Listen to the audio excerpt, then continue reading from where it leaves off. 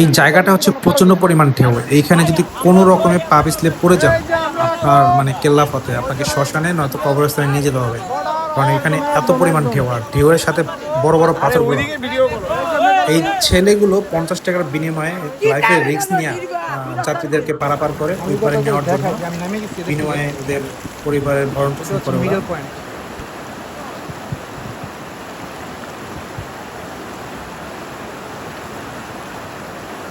মারাত্মক লেভেলে সুন্দর ভাই, মারাত্মক লেভেলে সুন্দর ভাই। ভিডিও চলতেছে।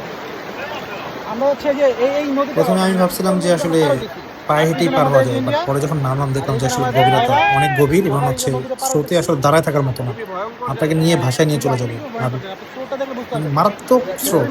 এই দেখেন, হচ্ছে আমাদেরকে পার করে এটা তো একটা ফিল মিয়া। হ্যাঁ কি হয় জলে ভাজা দিবি বাবা, মোবাইল কি করবো, মোবাইল কি করবো বাবা।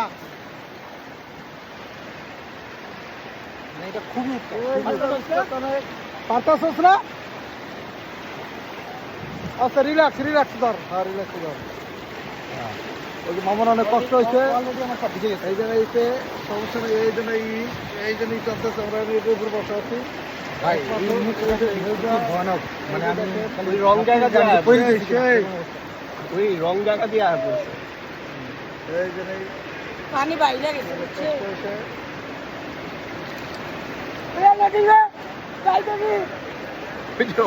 লয়ে গেছে। হ্যাঁ দেখেন ওই দেখেন কি